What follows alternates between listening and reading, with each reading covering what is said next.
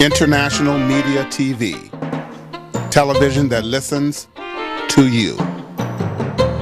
Hi, I'm Johnnie Burrell. Welcome to the program.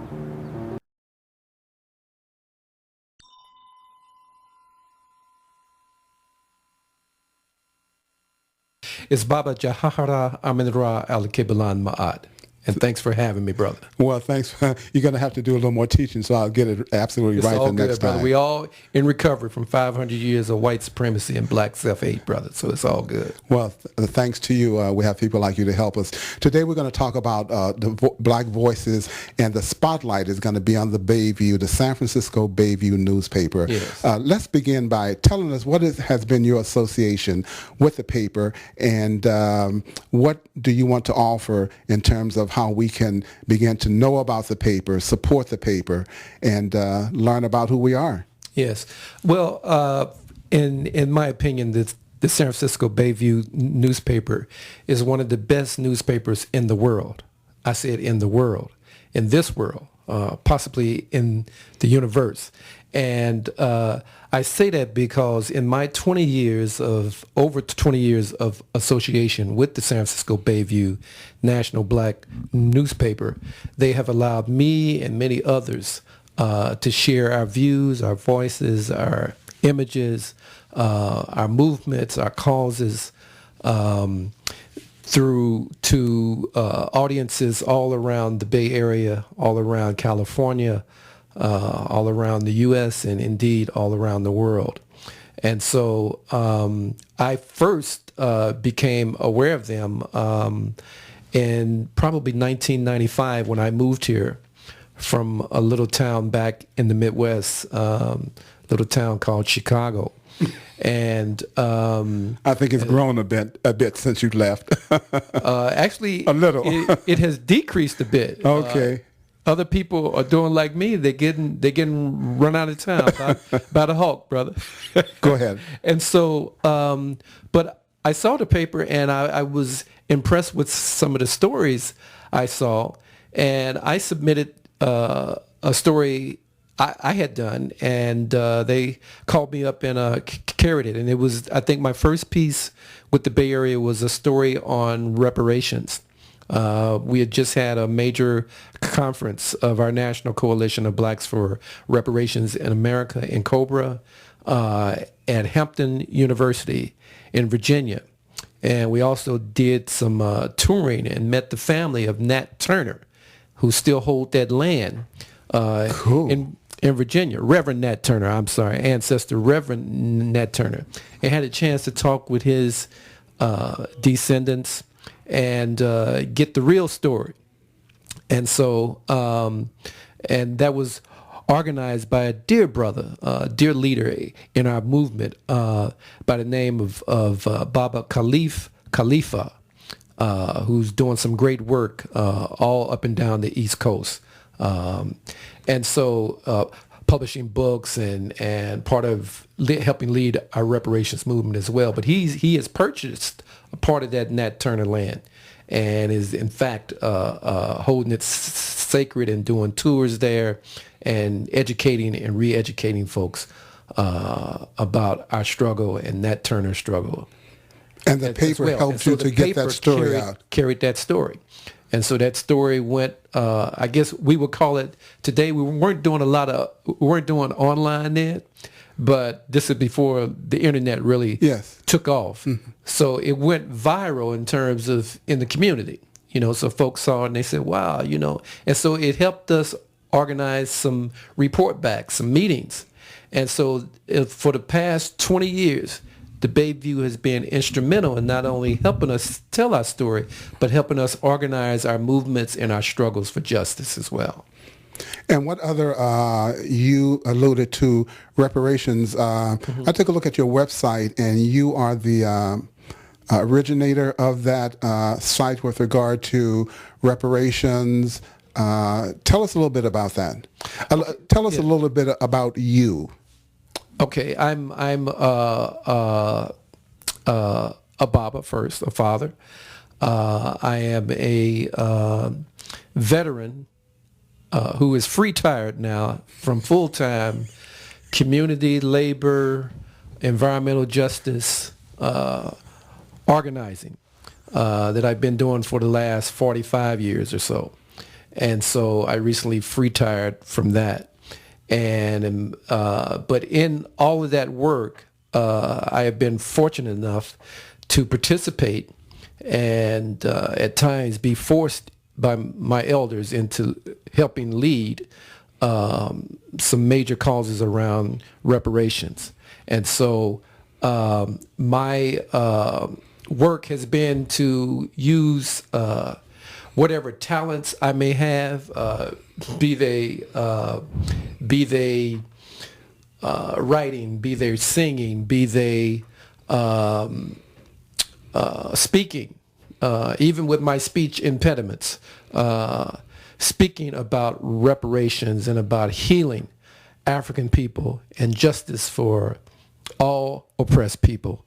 And indeed, the saving and the healing of our environment as well. And so again, the Bayview has been one of those voices that has helped us tell that story from every point of view, and helped us recruit others to be involved in our movements as well as in journalism, community journalism as well. You're also an editor. You have edited papers, so you are well aware of the struggles, of the challenges that this paper is up against, especially at this time with needing funds, needing volunteers, people who have proposals and ideas to keep it not just afloat. We don't want it to float. Right. We want it to fly. Right. Talk to us a little about the kinds of things that can go on with regard to people coming forward, learning, knowing about the paper, but more than that, giving to the paper. Yes. Well, first of all, the Bayview, and this is through the generosity of our elders, Willie Ratcliffe and Mary Ratcliffe, our dear elders who have sacrificed so much and given so much and supported us, over all these years. The Bayview has just welcomed all voices, and it's one of the few voices that we've had in the U.S. and indeed in the world that lets us bring our causes, our stories, our movements straight, no chaser, right? I love it. And so we are so indebted to them, and they do it for free. That is the other thing. And let me say, one of the other things that I've always loved about the Bayview is that they not only support all of us in our work on the outside, they support the work that we have been doing to support our family members and our political prisoners and others, colleagues who are on the inside, who are locked behind the walls in this prison industrial complex as well. And so they've helped tell our stories. Right now we have the continuation of the major strike that's going on all across the United States that's not getting any kind of publicity. I just learned of that. Anywhere, any other media, save for Pacifica Radio Network, KPFA in this area, WBAI in New York, and a few others. But the Bayview is carrying those stories. The Bayview, and again, for free. And so they've been spending their money. We get limited advertising, They need advertisers. Oh, definitely. Need advertisers. Advertise. Advertise. Now, now, of course, when you take some, and you can't take every bit of advertising, because some of these sponsors or people who want to run ads may be inappropriate for our audience. Right. They may be from an unjust company, for example. Well, they've always done the right thing. we don't want Chevron's, sure. advertising, for example. We want community businesses. Sure. We want, corporations that are being accountable, conscious of sensibilities. Yes. And so, so the Bayview again has been doing this for free, and it's been coming out of Willie and Mary's pockets. Willie and Mary, tell Radcliffe. who they are. They're again the publishers and editors of the Bayview, and they're elders. Yes. And they've been going nonstop, at least since I've known them, and that's been 20 years. And they bought the paper from Baba Al-Karim Muhammad back in, I believe it was 1992, before I moved here. And so they've been going nonstop, and they're elders, and they've been going into their limited funds, supporting this free vehicle that everybody has been able to share in. Again, not just here in the Bay Area, San Francisco and Oakland's black communities, but all across the United States and indeed across the world as well. And this paper has a national reach also, and a world of reach. And there's no reason why we can't begin to come together in a way to give them what they need to keep all of us, people who are on the margins, people who are in need, people who are struggling, and people who simply want to be informed and get another point of view. Absolutely. So we're here today. I'm with you and folk like you who want to see this paper thrive and appeal to our viewers to subscribe, to donate, to give, to tell others. The contact address is right there on the screen. You can always give them a call. Yes. Go ahead. I'm still listening. All of that, as well as to send in your stories as well. Oh yes, yeah, right. Because we need writers, we need photographers, we need stories, and we need to help folks tell their story, because the corporate media will not do it. Right, sure. And so it's up to us to do it. And so anything we can do, for example, this year, even though I'm free-tired, I said, well, the Bayview is celebrating its 40th year.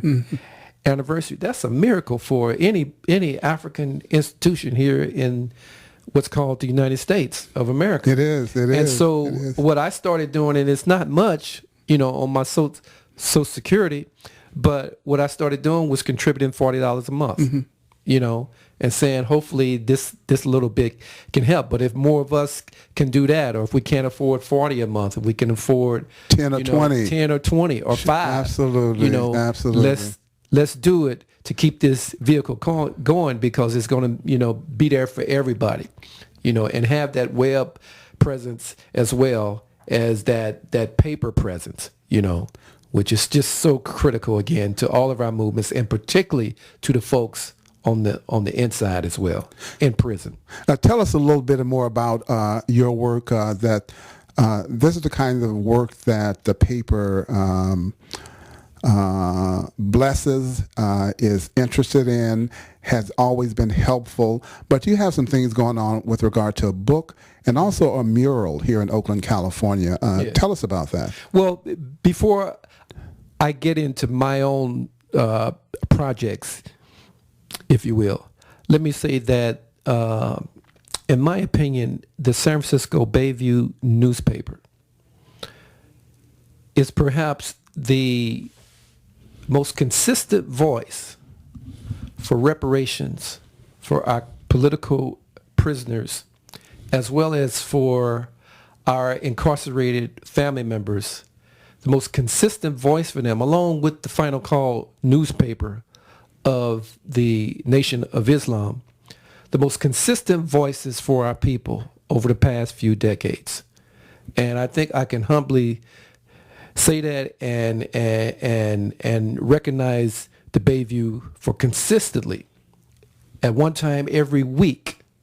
Now we've gone to monthly, though we have a web presence though, so it's every day now. Basically, you can find some stories, or you could send in stories or announcements, right? Recognition that's going on in the community. A lot of times people don't hear about our heroes and our sheroes that are doing good work out here, right? Or me, I just retired. My last position was helping develop a nonprofit that we installed free solar for low-income families. I went back to some of my architecture days when I used to design solar. And so we started off small in Oakland, and now we're all across the United States and going to other nations in the world, installing solar for free. And not only that, training folks for free. So brothers and sisters coming back from the inside or who are underemployed or who just want to get into this green industry, we're offering them free training, free job training. And so the Bayview helped us tell those stories, helped us connect with homeowners, low-income homeowners who were making decisions each month, each week about should I pay my electric bill or should I buy my medicine? Can I buy my child this book or do I have to pay this high electric bill? Well, with the solar now, and if they do what I call the Teddy Pendergrass roof, they add that to it too. And y'all know what that is, the greatest energy efficiency expert of all times, Dr. Theodore Pendergrass, because y'all know what he talked about. Check his lectures out. Turn off the lights. Close the door.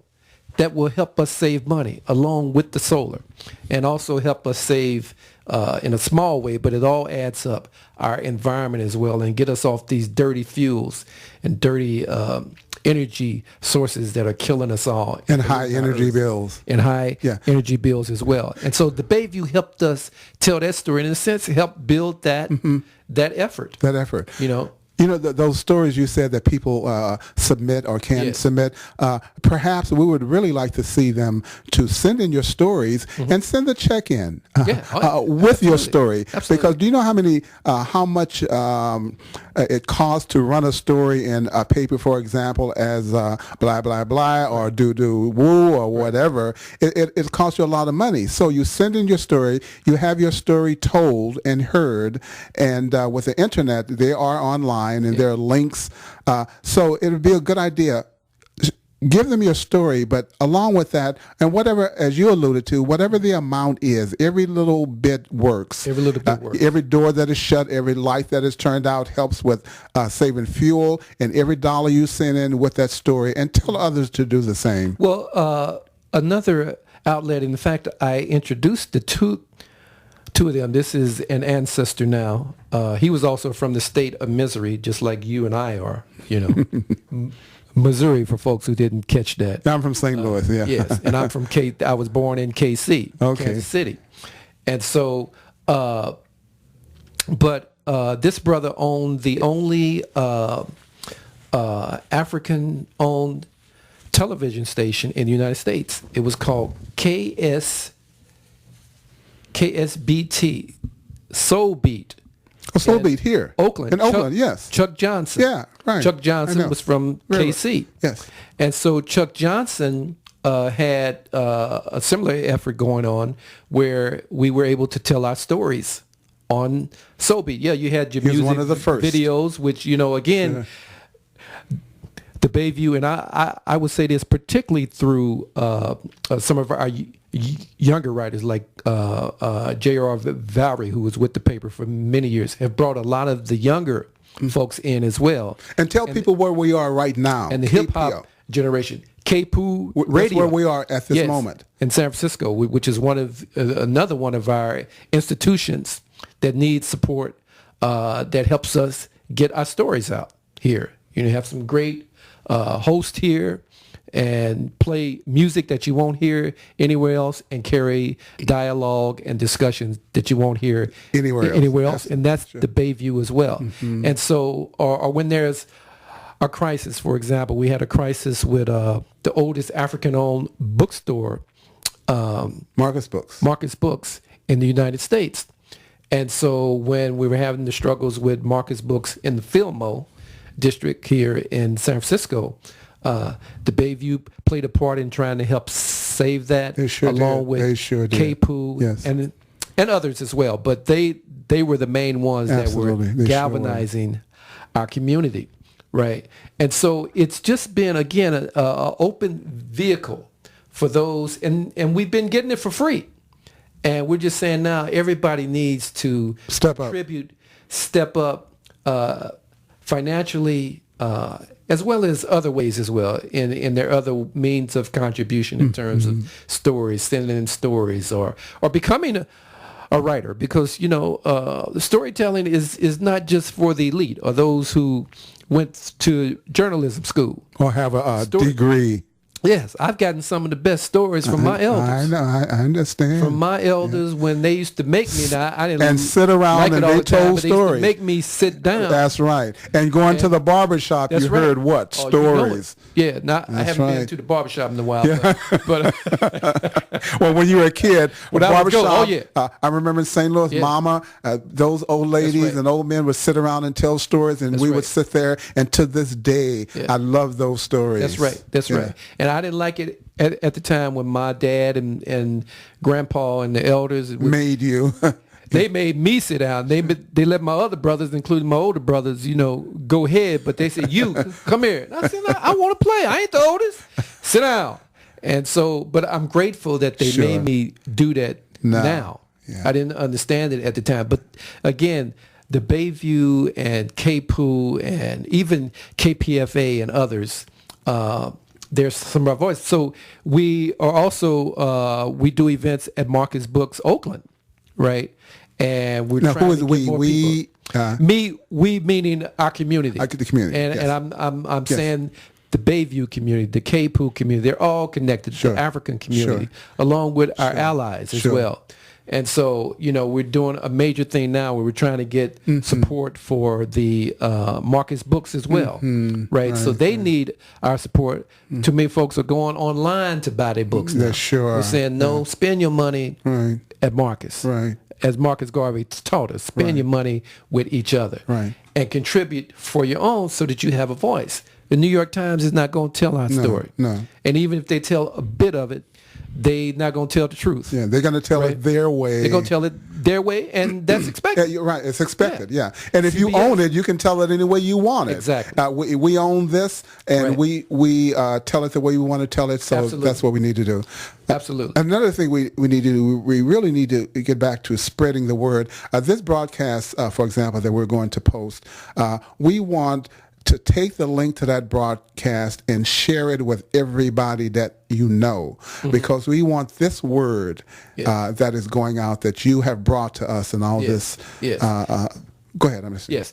And so, I would encourage people to go to sfbayview.com online, or go to, in the Bay Area, it's carried, it's distributed at local libraries, at a lot of our local corner stores and bodegas, at our museums, and in the African community and many others. But I would encourage people to pick up a hard copy or get, and this is the best way to get a subscription. Yes. And not only for you, but if you could also make a contribution so that our people on the inside can get the voice as well. Now, let me speak a little bit on that, because not recently, for several years, but it's intensified recently. The prison industry, both private and government, have been banning the Bayview. Wow. And we're calling for, in fact, I've got a piece that's coming out in the current October issue that says unban the Bayview. And we recently came under attack, along with our Black Lives Matter movement and many others, that the Bayview was promoting the killing of police officers and prison guards by carrying stories and art by people who are locked down. That is a lie. Yeah, it's a very, very, we're very saying- old story, too. Yes, it is a lie. That resistance is violence. Right. I'm listening. Yes. Go ahead. And so we're here to say, and so we've been banned. We've been banned. There are prisons in Pennsylvania, for example. We've been banned. Prisons in New York, prisons in all over California, and in other states as well, because we're helping the people on the inside talk about the deplorable conditions and the torture. Yeah, I said the word torture that they are experiencing inside these walls. And so we've been banned, and their mail is checked, I'm sure, so that they can't get their mail to us as well. And so that's another reason why we're encouraging, because all of us have family members on the inside, and so we're encouraging people to to support us for that particular reason as well. That we want to bring, I mean, really, these are crimes against humanity, and we want to bring justice not only outside the walls, but behind the walls as well. You know, people should not have to endure torture and not have a voice because they were convicted of a crime. And those people, a lot of people were incarcerated who had the money to subscribe. That really impacts the paper at this time too. I mean, that's revenue that they're not getting. That a lot of people who are locked up subscribed, and they could be sure they would get their paper. Well, even if they do subscribe, or if they have someone, a family member or an ally on the outside subscribing, they still couldn't for get them. it. Yeah. Maybe they're not getting their paper because the paper has been banned. Yeah, right. Yeah. Yes. I understand. And so we're saying, no, that is wrong, and we want the corporate media that started picking up and running with that story as well. I think ABC in this area did the same. Took that story and started running with it, and we want them to stop those lies as well and tell the truth, right? And also stand up, force the corporate media to stand up for the people on the inside. They're striking because the conditions are deplorable. They're suffering. And so these crimes against humanity need to be ceased, and the Bayview is going to continue trying to help tell those stories. I just want to show folks the letterhead of the Bayview and some of the stories that were carried in a previous edition. I think this is the September 2016 edition. We know about the housing crisis that's going on all over the Bay Area, in Oakland and San Francisco, and Africans are being driven out. And so there are stories here where, our community is working with our elected officials to say, we need you to step it up. And so they've been stepping it up with HUD and with others, and we're trying to get more affordable housing so people can continue to live here. We've got stories on the historic 1966 Hunters Point uprising. And I know there have been some other discussions. Here's a story on Colin Kaepernick and his stand. And in fact, my dear brother Davey D has an article in this paper as well. Davey's one of our great journalists in the Bay Area, from the Bronx originally, but here in the Bay Area, who also spins. He's a DJ, of course. That's where he's most known from. But Davey is the founder and the host of Hard Knock Radio on KPFA Radio. But Davey has a story which I have to admit, in all my years, I never did the. I've been sitting down for the Star Spangled Banner for years, sitting down at the dismay of my family members and colleagues and coaches when I was an athlete. But Davey actually exposed all the words to the Star Spangled Banner, not just the first chorus and stanza that we know about, but all of it. I never read it. Most people have not. Most people have not. And he exposed it where it talked about upholding slavery. Yeah. Right? And so... and was it John Philip Sousa who wrote it? And he was a slave owner. Yes. Go ahead. And so this is what you got in the Bay Area. So some historical information as well as contemporary. I was fortunate to be in London, England for our big march, or our Emancipation Day March, August 1st in London, where thousands of Pan-Africanists came from around England, from around Europe, and from around the African continent as well as the Caribbean to demand reparations. So we marched on Parliament. Well, the Bayview allowed us to carry images and my words, on that story. We have your website right here. Yes. And so it's just so much that, there's things about the young lady who has been abused by the teenager who's The been cops in abused Oakland? by the cops throughout the Bay So Area. not just Oakland. Right. Oakland. Yeah. The Bayview's carrying those stories. Yeah. And so it's a source. There are articles from Haiti. There are articles on some ancestors, community leaders who just became ancestors in this paper. And so there's just so much that people can support with this vehicle. And we're just encouraging them to step up. Now we all can do a little bit, look for some special appeals and events that are going to be coming up to not only support the Bayview, but also defend it from these attacks against... Support, defend, give. Yes, right. Yeah. Volunteer. Yes, subscribe. Subscribe. We're open to having people learn volunteer skills sure, from sure. people who have been doing the work for a while. Sure. They can share their experience, their skills, and help people develop, into a journalist. Your book.